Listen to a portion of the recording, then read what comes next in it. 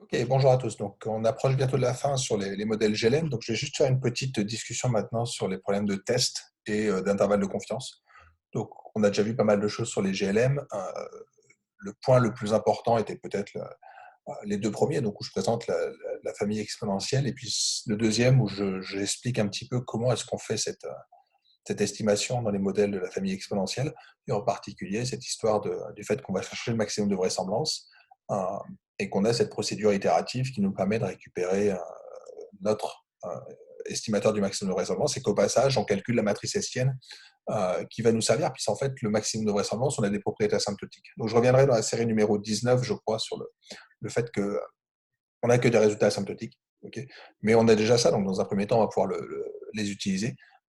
Dans la série 19, on remettra un peu en question, puis on se posera des questions comment je fais à distance finie, mais tant qu'on est, en tout cas avec beaucoup d'observations, on peut utiliser cette propriété de normalité asymptotique.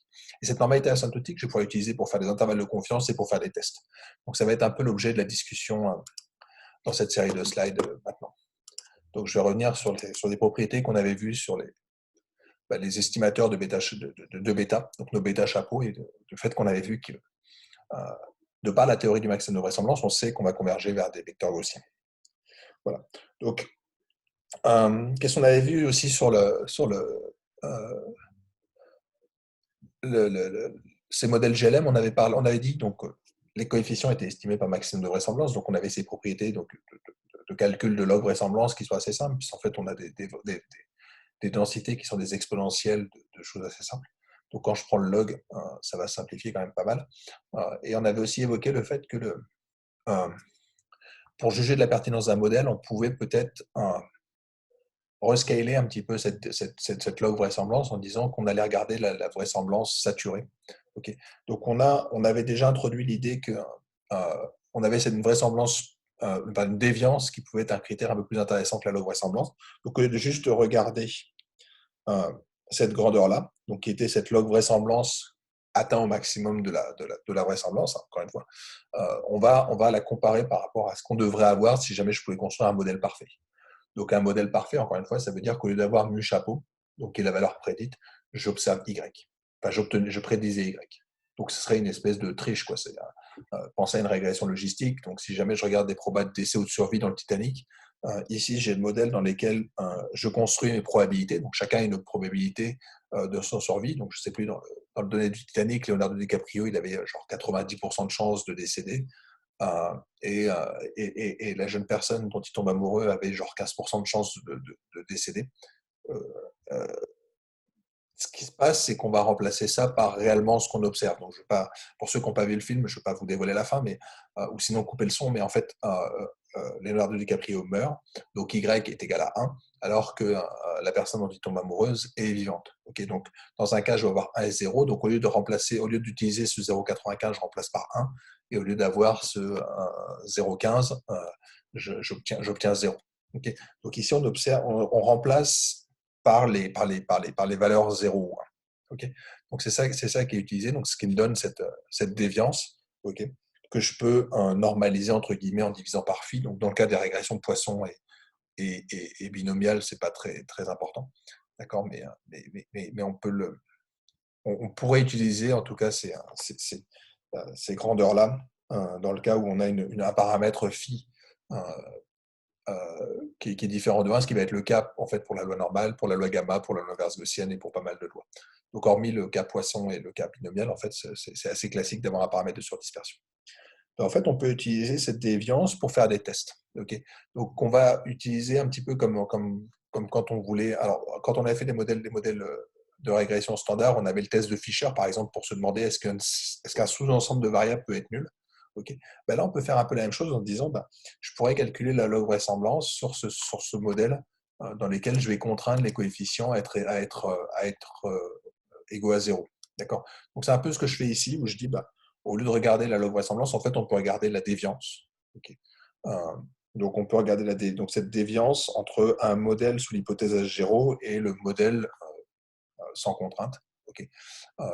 Donc, ça revient juste à faire des différences de déviance. Okay. Donc, on peut comparer des déviances entre modèles, ce qui permet d'avoir assez rapidement en fait, un test. Okay.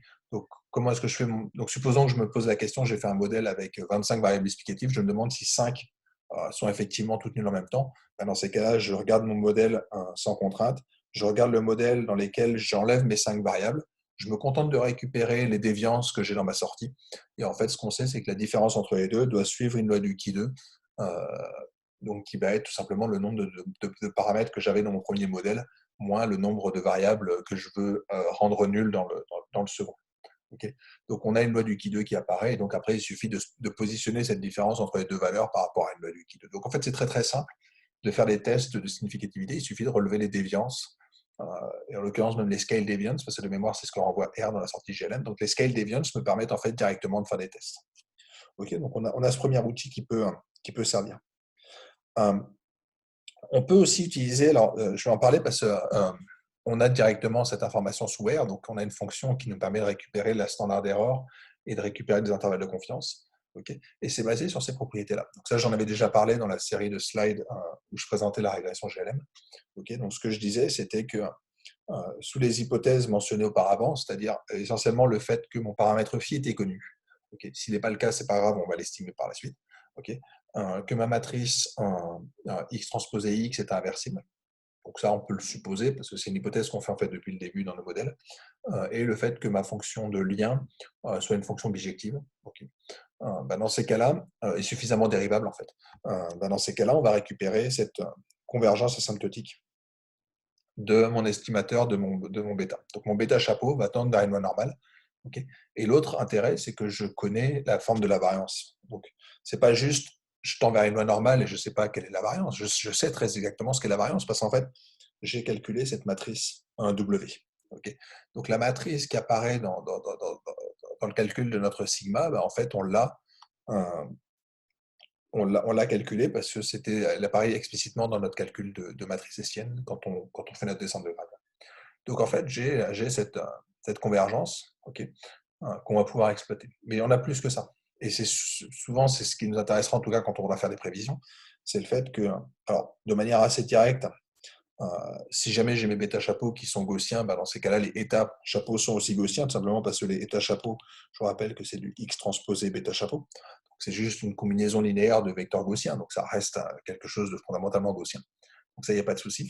Mais plus intéressant, et ça, la propriété, alors je ne sais plus si elle est dans ces slides ou dans d'autres, mais en fait, donc c'est la delta méthode qui doit être évoquée à la fin de certains slides, donc qui me disent en fait que si jamais, donc cette chose-là va tendre vers une loi normale, okay. Si jamais j'ai une convergence gaussienne, enfin si jamais j'ai quelque chose qui tend vers un vecteur gaussien, alors n'importe quelle fonction va aussi tendre vers un vecteur gaussien. Donc en fait, les mu chapeaux ici, qui sont jamais qu'une certaine fonction de mes états chapeaux. Okay. Dans ces cas-là, ce que je peux montrer, c'est que cette différence entre les valeurs estimées et les vraies valeurs vont aussi tendre vers une loi normale. Okay. Et là aussi, autre point intéressant, c'est que ce n'est pas juste ça tend vers une loi normale, c'est que ça tend vers une loi normale dont je connais la forme de la variance asymptotique. Donc en fait, on récupère cette normalité de nos prévisions. Donc ça peut être intéressant. Ça permet de dire, c'est pas que je prédis que la probabilité de survie va être de 37%, c'est que je peux en plus donner un intervalle de confiance. Et ça, c'est toute la richesse de ces modèles. Alors, encore une fois, ça marche, et je vais peut-être le souligner, asymptotiquement. Okay. Donc on est vraiment dans le fait qu'on peut utiliser des convergences asymptotiques. Donc si jamais j'ai beaucoup d'observations, dans ces cas-là, je n'ai pas de souci, je peux récupérer cet intervalle de confiance. Voilà. Et l'avantage, c'est que je récupère tout au niveau informatique très rapidement. Okay. Sur mes coefficients bêta, en fait, je peux récupérer des intervalles de confiance. Donc j'ai ma fonction conf_int, qui est confidence interval, qui existait déjà en fait dans les modèles linéaires, mais qui existe aussi dans les modèles GLM. Okay. Donc ils me permettent toujours ma régression dans le Titanic. Okay. Je peux observer que l'intervalle de confiance que j'ai sur mon paramètre d'âge, donc je ne sais plus, on devait être de l'ordre de 3,5%, en fait 0,035. On voit qu'on a un intervalle de confiance à 95% qui est moins 0,05 et moins 0,02. Okay, donc on a un intervalle de confiance sur nos paramètres, okay, qu'on peut exploiter. Mais j'ai aussi, plus intéressant, cette convergence vers le paramètre de ma prévision. Donc c'est ce que je vous disais auparavant. Donc, c'était mes deux personnages du Titanic. Ok. Donc, il y a une personne qui avait une probabilité de survie de 95%, l'autre une probabilité de survie de 11%. Bon, j'avais dit 15 tout à l'heure, mais en fait, c'est 11. Ok. Ce que j'ai, c'est que j'ai. Alors, ici, on ne nous donne pas sous forme d'intervalle de confiance, mais on récupère la standard error. Ok. Donc, je récupère deux informations. Je récupère je récupère mon mu-chapeau et je récupère aussi l'estimateur de la variance estimée de mon mu-chapeau. Okay, donc on obtient ici. Donc à partir de là, comme je sais qu'asymptotiquement je suis normal, dans ces cas-là, c'est facile de récupérer un intervalle de confiance et que vous faites mu-chapeau, donc qui est la valeur obtenue avec la valeur fit, plus ou moins 1,96, donc pour un intervalle de 80-95%, multiplié par cette valeur qui est la racine carrée de la variance estimée de mon mu-chapeau. Ok, donc en fait, on a tout ce qu'il nous faut pour récupérer notre prévision. Alors, je vais juste revenir sur un petit point de détail, c'est qu'en fait, j'ai partiellement menti. Quand je vous ai dit qu'on récupérait l'intervalle de confiance sur nos bêtas directement à partir de notre loi normale, en fait, c'est fait de manière un tout petit peu différente sous R, et en fait, ça vient du fait que je ne vous ai pas marqué toute la sortie. Okay. En fait, au moment où je tape cette commande-là, vous allez voir, il y a une petite ligne qui apparaît et qui nous dit qu'on va faire du profiling. Donc en fait, ce qui est fait techniquement sous R, ce n'est pas exactement la méthode dont je vous parlais, c'est que ce qu'on fait, c'est de la vraisemblance profilée. Et je vais vous en parler parce qu'en fait, c'est quelque chose d'assez élégant et qui est en plus utilisé dans certains packages pour récupérer des intervalles de confiance. Donc c'est quelque chose qui vaut vraiment la peine d'être creusé. Okay. L'idée de la vraisemblance profilée, c'est de dire, j'ai un paramètre. J'ai un paramètre qui est techniquement un paramètre en grande dimension, disons au moins deux, okay. Mais sauf qu'il y a un paramètre qui m'intéresse plus que les autres. Okay. Donc par exemple, ici, c'est le paramètre d'âge. Okay. Supposons que j'ai mis plein d'autres variables, mais que ce n'est pas vraiment ça qui m'intéresse. Ce qui m'intéresse vraiment, c'est de pouvoir contrôler l'importance de l'âge dans la survie des personnes qui étaient dans le Titanic. Okay. Donc ce qui m'intéresse vraiment, c'est une des sous-composantes, qui va être en l'occurrence la dernière, donc qui va être le dernier coefficient. Okay. Donc les autres ne m'intéressent pas trop. Ce qui m'intéresse, c'est vraiment de pouvoir récupérer un intervalle de confiance sur celui-là. L'idée de la vraisemblance profilée, c'est de dire, OK, je vais estimer ce paramètre bêta par un maximum de vraisemblance globale. Okay. Donc, je vais écrire ma vraisemblance globale, je vais essayer d'estimer globalement, et ça va me donner tous les paramètres, et en particulier celui qui m'intéresse. L'idée de la vraisemblance profilée, c'est de dire, on va faire ça en deux temps. Je peux écrire ma vraisemblance en disant qu'en fait, il y a un seul paramètre qui m'intéresse. Okay. Ce que je vais supposer, c'est qu'une fois que ce paramètre-là est fixé, tous les autres vont en découler dans le sens où ça va être les meilleurs paramètres possibles de manière à maximiser ma vraisemblance. Donc, ce que je veux dire par là, c'est que ce que j'appelle la vraisemblance profilée en βk, c'est la log vraisemblance comme mon paramètre βk et ce paramètre βk que je ne connais pas, mais que les autres vont en découler dans le sens où bêta étal pour les autres paramètres, c'est ceux qui sont obtenus en donnant le maximum de la vraisemblance pour ces paramètres en βk. Okay, donc ça veut dire que mon coefficient relatif à l'âge, je vais le supposer comme étant égal à, je ne sais pas moi, moins 0,04. Voilà, moins 0,04. Si jamais je prends ce moins 0,04, je vais prendre les autres coefficients comme étant ceux qui vont maximiser ma vraisemblance globale, en sachant que je ne l'ai pas maximisé sur ce paramètre-là. J'ai un dessin juste après, je crois qu'il illustre. Okay, et normalement, il est animé dans les slides que vous pouvez télécharger. Okay. Donc ici, je suis juste en dimension 2. Okay. Donc ici, j'ai le paramètre qui m'intéresse, okay, qui est le coefficient βk. Donc le βk va se retrouver sur cet axe-là. Ici, j'ai l'autre, β moins k, étoile. Okay. Ce que je vais dire, c'est que j'ai ma vraisemblance globale. Donc soit je m'intéresse directement à maximiser ma vraisemblance, mais ça, ce n'est pas ce qu'on veut faire ici. Ce que je vais faire, c'est qu'à βk donné, donc mon βk, il va se trouver ici. Okay. À βk donné, je vais aller chercher la valeur de l'autre coefficient qui maximise la vraisemblance. C'est-à-dire que je vais me retrouver ici. Donc la valeur de ma vraisemblance profilée, ça va être cette valeur-là. Et donc après, je vais me balader, je vais faire évoluer mon coefficient βk le long de l'axe, et je vais récupérer cette courbe-là. Et cette courbe-là me donne très exactement cette petite courbe qui se trouve là, okay, qui revient à dire qu'à βk donné, j'écris la log vraisemblance, donc ce qui s'appelle la log vraisemblance profilée en βk. Okay, donc, je fixe les autres coefficients et je me dis, je raisonne juste sur une dimension. Donc, l'idée, c'est de dire, je ne vais pas faire un problème d'optimisation en dimension 25, ou peu importe la dimension de mon problème. Comme il y a un seul paramètre qui m'intéresse, je veux pouvoir le visualiser. C'est l'intérêt de cette méthode, c'est qu'elle est très visuelle. Donc, il me permet de récupérer cette log vraisemblance. Donc, je récupère ma log vraisemblance. Et comme par hasard, et ça vient du fait qu'on a généralement des logs vraisemblance qui sont concaves.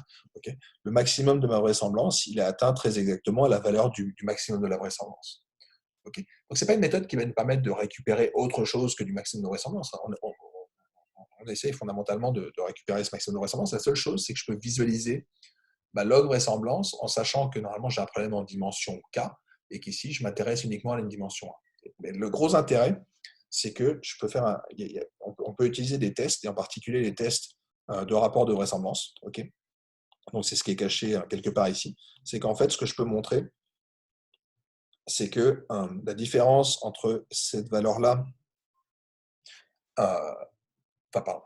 si jamais je pars de mon maximum et que j'enlève un demi d'un quantile du Qui2 à 1 degré de liberté, euh, pris à 95% divisé par 2, je vais récupérer une bande de confiance ici. Donc, c'est la valeur qui se trouve ici. Okay, donc, je prends un quantile du Qui2 à 1 degré de liberté, 1 parce que je travaille sur un problème en une seule dimension. Okay, je me ramène à ce coefficient βk qui m'intéresse. Donc, je prends le quantile à 95% à 1 degré de liberté, je divise par 2, donc je récupère cette valeur-là. En fait, cette valeur-là, les deux valeurs qui sont ici, me donnent un intervalle de confiance. Okay, et l'intervalle de confiance qu'on observe là, c'est en fait très exactement celui qu'on avait eu ici. D'accord, donc l'intervalle de confiance tel qu'il est renvoyé sur R, il est calculé par vraisemblance profilée. Et l'idée, c'est vraiment de dire, pour une variable donnée, je vais calculer sa log vraisemblance. Okay, donc, je vais supposer que les autres ont été maximisés dans les autres dimensions. Okay, donc, c'est vraiment cette idée de petit dessin qui se trouve ici. Okay, donc, je vais juste récupérer la fonction qui se trouve là.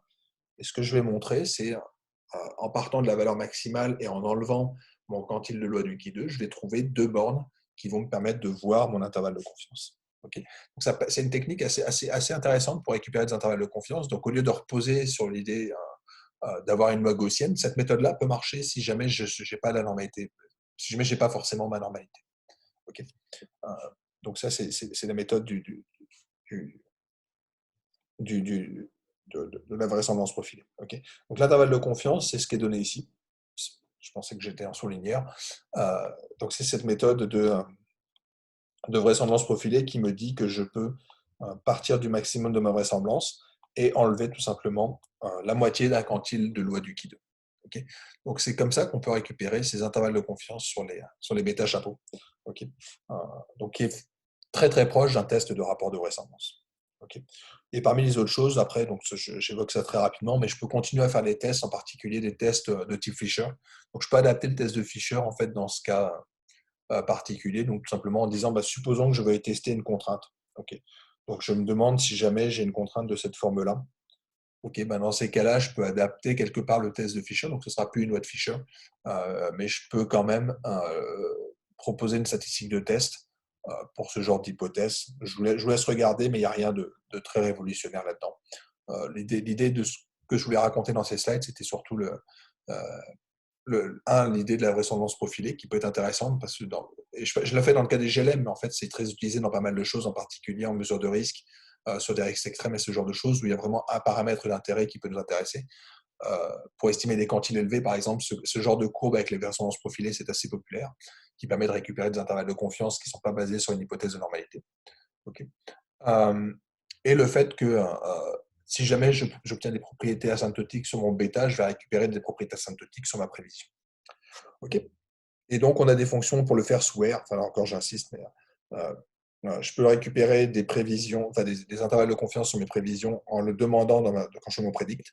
Donc, en lui demandant, renvoie-moi les écarts types. Et je peux aussi mettre en place des tests ou des intervalles de confiance directement sur ma régression, sur mes coefficients bêta. OK. Donc, je vais m'arrêter là pour cette partie-là. Et puis, il ne doit plus rester grand-chose, mais voilà, je vous laisse regarder les slides pour finir la partie sur les GLM.